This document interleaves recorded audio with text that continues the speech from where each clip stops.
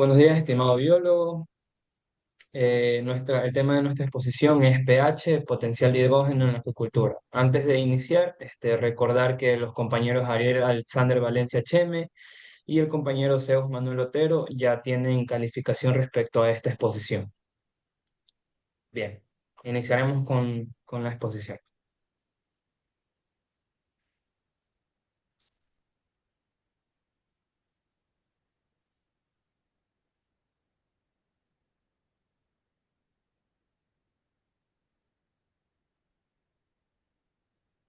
Bien, influencia del pH en las especies acuícolas.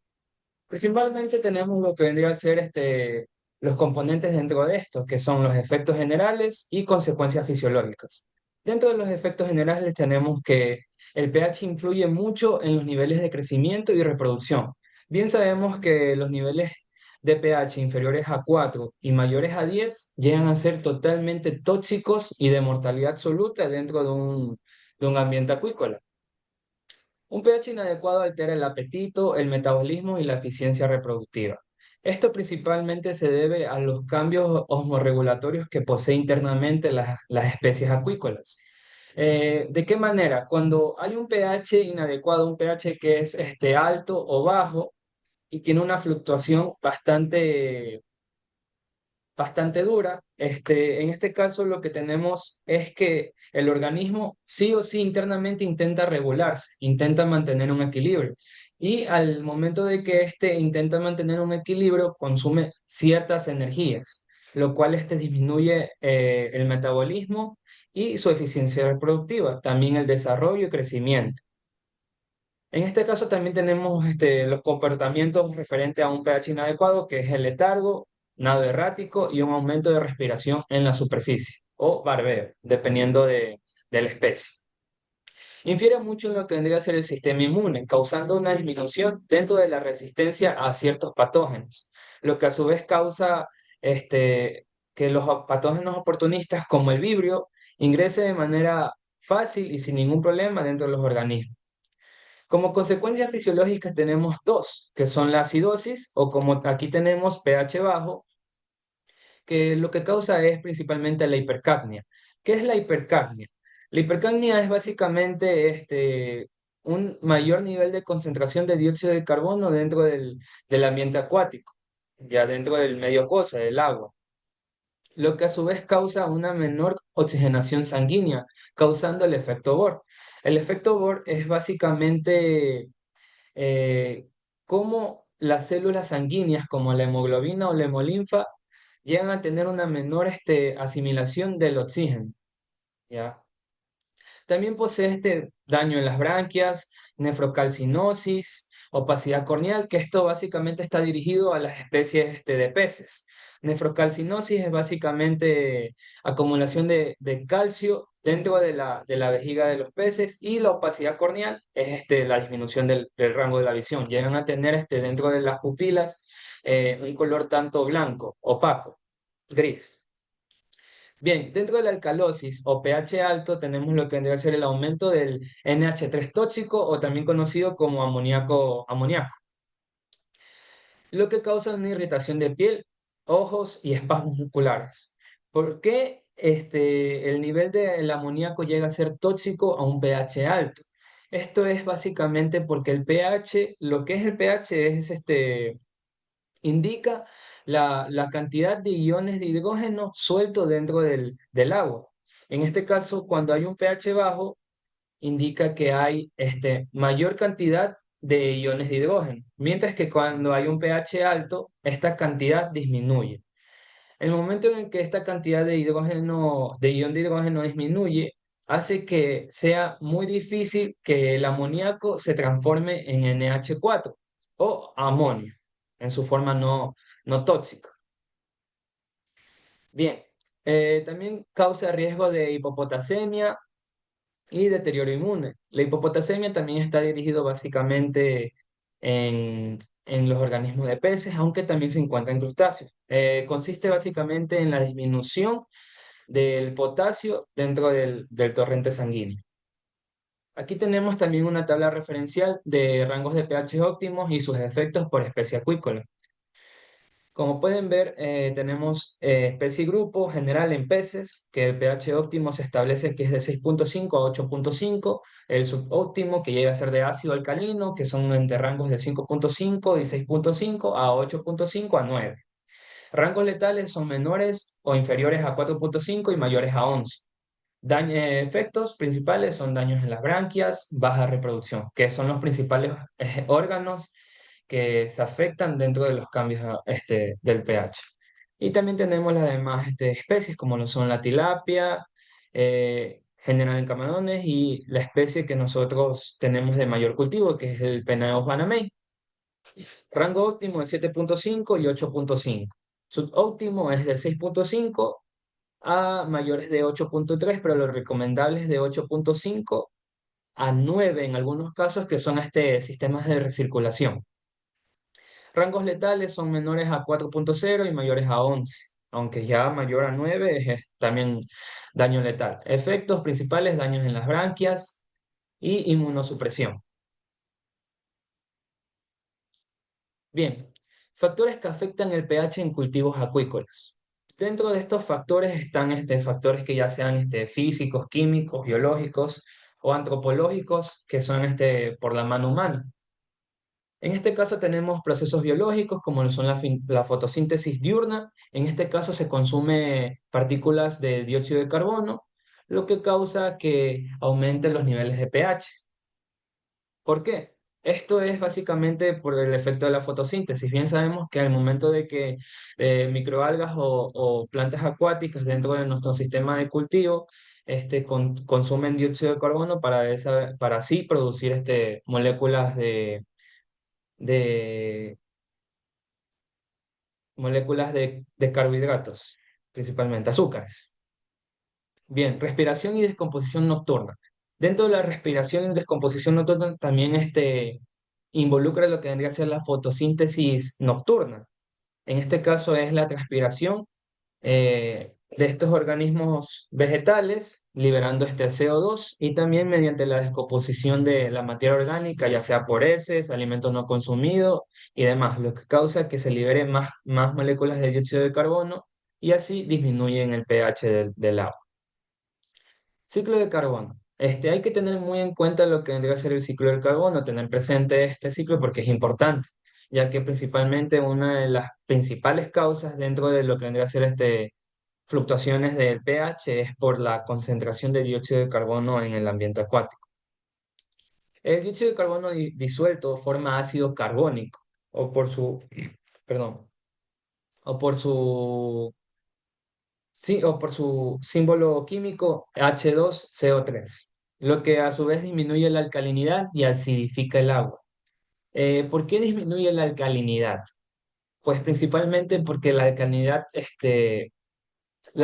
como un buffer, es como una defensa principal dentro de lo que han de ser las fluctuaciones de pH. Ya.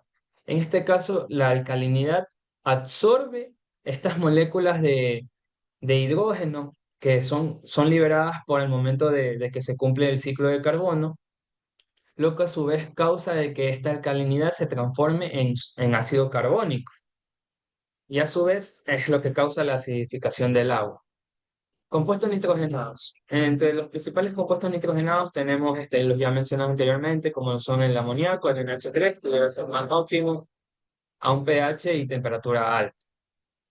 Y también tenemos que tener en cuenta la nitrificación, eh, transformar nitrito en nitrato en su forma menos tóxica, lo que también consume alcalinidad, contribuyendo así a la acidificación.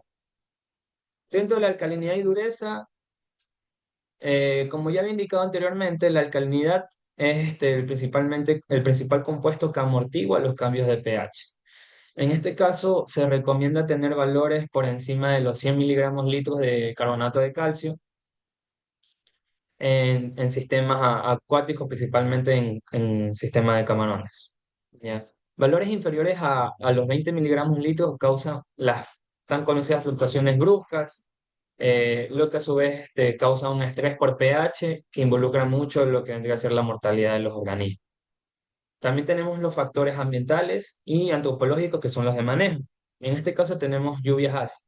Dependiendo de la ubicación en la que se encuentren nuestros sistemas de cultivo, va a inferir esto de lo que vendría a ser las lluvias ácidas. Bien conocemos que las lluvias ácidas son producidas por industrias, fábricas. Lo que causa esto es que diluye los minerales que se encuentran en el ambiente. A su vez reduce la dureza, el oxígeno disuelto y también provoca una mortalidad del fitoplancton, ya que introduce ciertos componentes que llegan a ser tóxicos. Aumenta también lo que vendría a ser la turbidez, lo que también infiere lo que también infiere en el ingreso de los rayos solares, lo que también ayuda a su vez al fitoplancton. También tenemos la temperatura. Bien sabemos que a mayor temperatura también hay un efecto en el aumento del amoníaco. También tenemos lo que vendría a ser la densidad de siembra, esto principalmente por la concentración de dióxido de carbono o también la materia orgánica que se genera por la densidad de siembra. Si nosotros tenemos una óptima densidad de siembra, vamos a tener menos niveles de materia orgánica y va a ser un ambiente que sea más controlable. Pero eso no significa que no se puede tener una densidad de siembra alta, siempre y cuando nosotros tenemos que estar pendientes dentro de los factores como el pH, el TAN, temperatura y el oxígeno principalmente, también la materia orgánica. Esto influye, como había indicado, en la producción de dióxido de carbono y también en la demanda bioquímica de oxígeno, o por sus siglas DBO, que básicamente la demanda bioquímica de oxígeno es el consumo de oxígeno para poder degradar ciertas materias orgánicas. Esto se lo utiliza en los organismos beneficiosos o no beneficiosos también. Aquí también tenemos una tabla de factores que influyen en el pH en estanques acuícolas. Es básicamente un resumen de todo lo que he hablado en esta diapositiva. Comportamiento y fundamentos fisiológicos en penados banamé. Los rangos de pH óptimos dentro de esta especie abarcan desde 7,5 a 8,5, aunque como había indicado anteriormente, algunos proponen 7,2 y 8,0, aunque también he visto estudios que involucran lo que es el pH de 9,0 en sistemas recirculantes o sistemas RAS. Existe una mortalidad si hay un pH inferior a 5 o superior a 9, aunque hay este registro de que hay sobrevivencia, pero se sacrifica mucho lo que tendría que ser el crecimiento y la salud del organismo. Pueden que tengamos en sobrevivencia de organismos, pero vamos a ver organismos más pequeños, vamos a ver organismos más débiles y más susceptibles a ciertas enfermedades, patógenos como lo son el vibrio, que es lo que más abunda dentro de nuestros sistemas. Bien, mecanismos fisiológicos. Principalmente tenemos la osmorregulación. La osmorregulación es básicamente el equilibrio de sales y agua dentro de la célula y en el ambiente. Aquí involucra mucho lo que tendría que ser la cantidad de pH óptimo para nuestros organismos. ¿Cómo nosotros sabemos qué pH es óptimo para nuestros organismos? Pues principalmente sabiendo el pH interno del mismo, el pH de su sangre, como se podría decir simplemente, ¿no? Es por esto que se determina rangos de 7,5 a 8,5, que son los más óptimos. En este caso se dificulta mantener la homeostasis de la hemolinfa, que la homeostasis es el correcto funcionamiento de las células. También involucra mucho lo que vendría a ser cambios dentro de los niveles de dentro de los niveles de los hemocitos. Bien, metabolismo y digestión. Tenemos que en un pH bajo los niveles de aminoácidos también son bajos, mientras que un pH alto altera la biosíntesis proteica dentro de los organismos acuícolas. Esto, en pH alto, altera mucho el nivel de la digestión, el nivel del metabolismo. Bien sabemos que al momento del proceso de la digestión, los componentes de las proteínas se degradan a sus niveles más básicos, que lo vendrían a ser los aminoácidos. Mientras que un pH bajo, los niveles de aminoácidos cambian, su estructura cambia. Sistema inmunológico. Dentro del sistema inmunológico tenemos que en pH extremos los niveles de hemocitos bajan y la actividad enzimática también, favoreciendo en este caso vibrio y otros patógenos. Yo aquí incluí una imagen de gráficos de barras de un artículo científico que consistía básicamente en los efectos que causan el estrés a diferentes niveles de pH dentro de los juveniles de Penaeus banamey. En el primero tenemos el rango de supervivencia o el porcentaje de supervivencia. Tenemos que en el pH de 8, que es el pH de control, tuvo niveles altos de supervivencia. Mientras que en el pH de 6,5 y del pH de 9,5, que son los pH en este caso que se querían obtener las respuestas, tenemos que la supervivencia llega a ser baja, aunque tienen niveles similares. Aquí tenemos un contraste que es básicamente sorprendente en cuanto a la ganancia del peso, ¿ya? En este caso, los niveles de pH de 8, que el de control, tuvo un nivel de peso moderado, mientras que el pH de 6,5 tuvo un mayor porcentaje de peso ganado. Algo que es sorprendente es que en niveles de pH de 9,5 el porcentaje de peso disminuyó drásticamente. En la siguiente gráfico tenemos el porcentaje de índice hepatosomático, que es básicamente el porcentaje entre la masa y el hígado, en este caso el hepatopáncreas del camarón. Tenemos que en el pH de 8 tuvo también así niveles moderados, no altos, no bajos, sino constantes. En pH 6, en cambio, tenemos que aquí hubo una baja significativa, mientras que en pH de 9,5 tuvo un nivel mayor.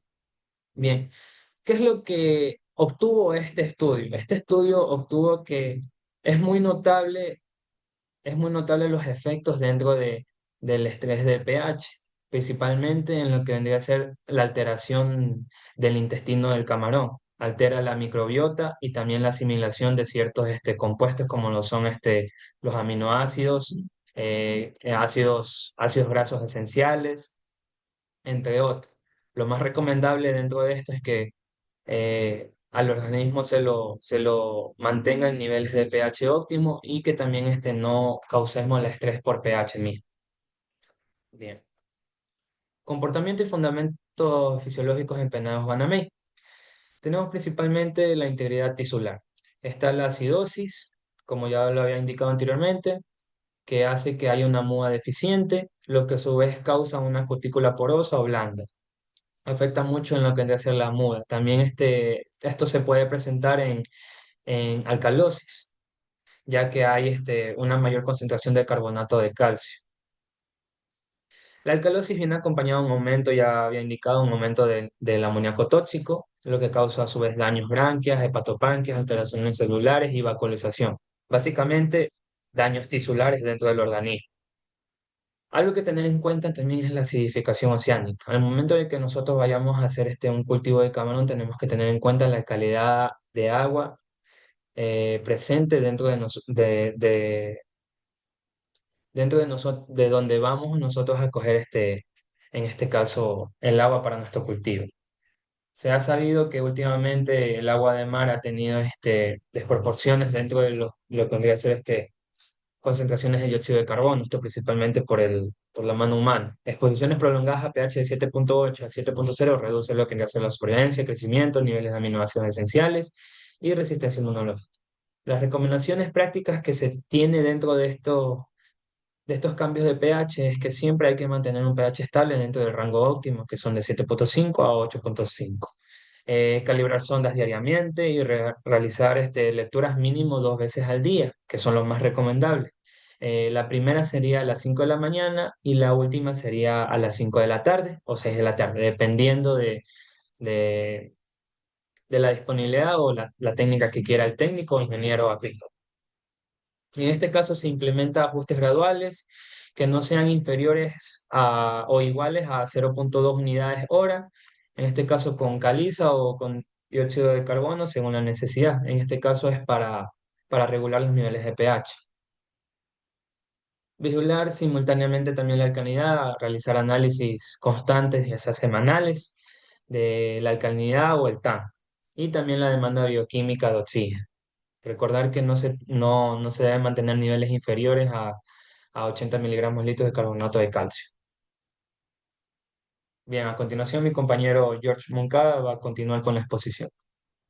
Buenas tardes, doctor. Soy George Moncada y yo les voy a hablar sobre el pH en los peces. El pH en los peces regula funciones vitales como la respiración, la osmorregulación y la inmunidad. Esta afecta la estabilidad del sistema acuático junto con la alcalinidad. La alcalinidad actúa como un tamponador para evitar variaciones bruscas de pH. Las fluctuaciones de pH causan estrés fisiológico y desequilibrio en la calidad del agua. Los efectos del pH inadecuado en los peces son que las branquias, al estar en contacto directo con el agua, en unos pHs ácidos se irritan, produciendo daño epitelial y reducen la eficiencia del intercambio gaseoso. En medios alcalinos se bloquean los canales de transporte iónico, afectando el equilibrio osmiótico. Con la piel y la mucosa, estas pierden su integridad, dejando al pez expuesto a infecciones externas. En el sistema digestivo experimentan alteraciones enzimáticas y reducción de absorción de nutrientes, lo cual afecta su crecimiento. En en el sistema inmunológico, al estar deprimido por estrés prolongado, aumenta la vulnerabilidad de enfermedades infecciosas.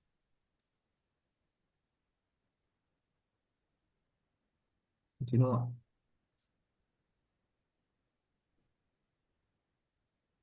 Ok.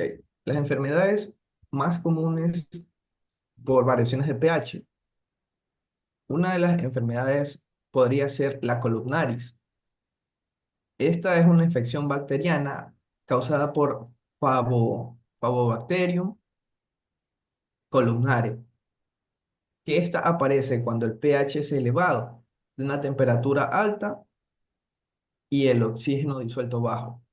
Esto se manifiesta con lesiones eh, bran- branquiales en las aletas y blanquecinas en la boca, produciendo necrosis en los tejidos. Otra de las enfermedades es la saprolexis. Es un, una micosis oportunista causada por el hongo del género Saprolexia. Esta se presenta en un pH ácido, con materia orgánica en descomposición alta y una temperatura baja. Esta se observa un crecimiento algo nodoso en su piel, heridas y suelen atacar a peces débiles o con mucosa dañada. Efectos sobre el fondo del estanque. Un pH ácido va a dar una liberación de metales tóxicos, dañando así la calidad del agua y afectando a la regulación de los peces, como es el hierro y el aluminio. En unos pHs alcalinos, que es pH básico, no alcalino, eh, va a hacer precipitación de nutrientes, como el fósforo, y esto afectará a la producción primaria, que son las microalgas, en la fotosíntesis, haciendo una baja actividad microbiana, que esta va a hacer a tener acumulación de residuos en fondo, proporcionando compuestos tóxicos como el hidróxido de sulfuro y el amoníaco.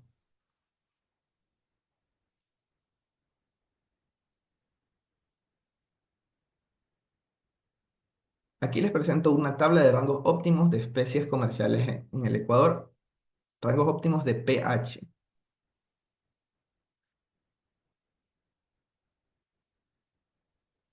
Continúo.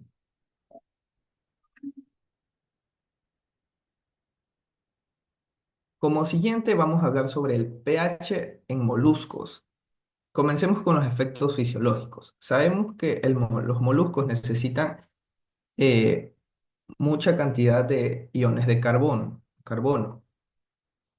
Pero en un pH ácido va a haber una menor cantidad de iones de carbono disponibles. Esto afectando a la creación de conchas y produciendo conchas flácidas. Esto afecta en la etapa larvaria al producir conchas y en la etapa adulta al que las valvas sean flácidas.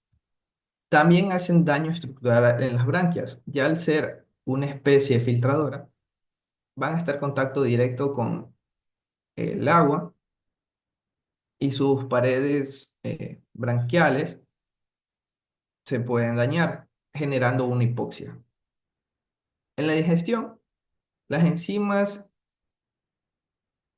se van a inhibir enzimas, dando como resultado una mala nutrición.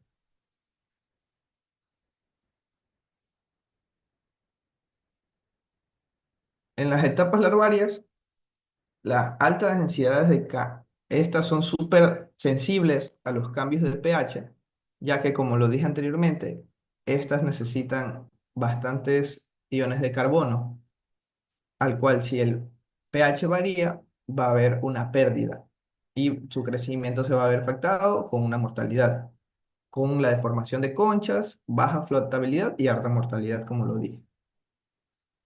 Va a tener una baja motilidad ciliar, una mala alimentación y un asentamiento malo.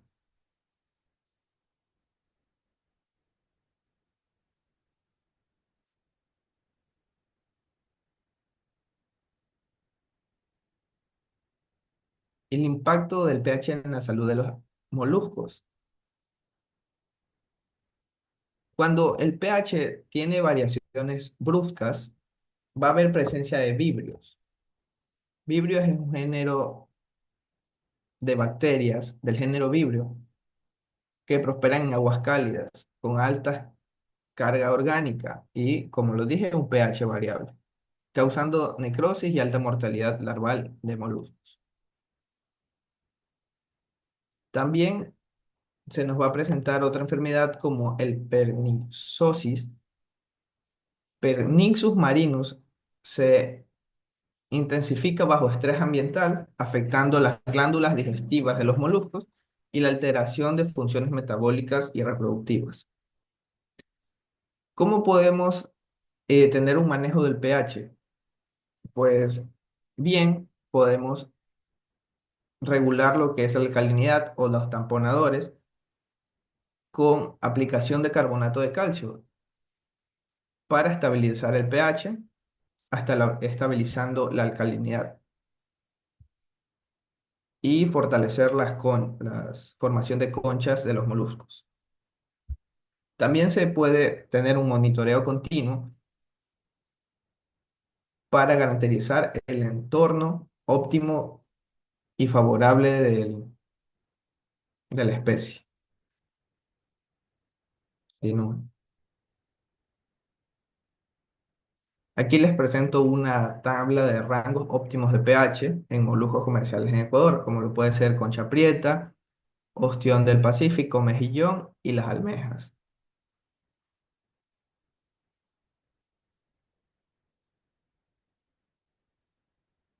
Entonces, como conclusión podemos decir que el pH influye directamente en la salud, el crecimiento y la supervivencia de los peces, moluscos y crustáceos, afectando procesos vitales como la respiración, osmorregulación, la digestión, la inmunidad y la formación de estructuras como conchas o exoesqueletos. Su impacto se potencia o atenúa según otros parámetros como lo que es la alcalinidad, el oxígeno disuelto, la temperatura y la carga orgánica, con los que actúa en conjunto para mantener la estabilidad del ecosistema acuático. Gracias.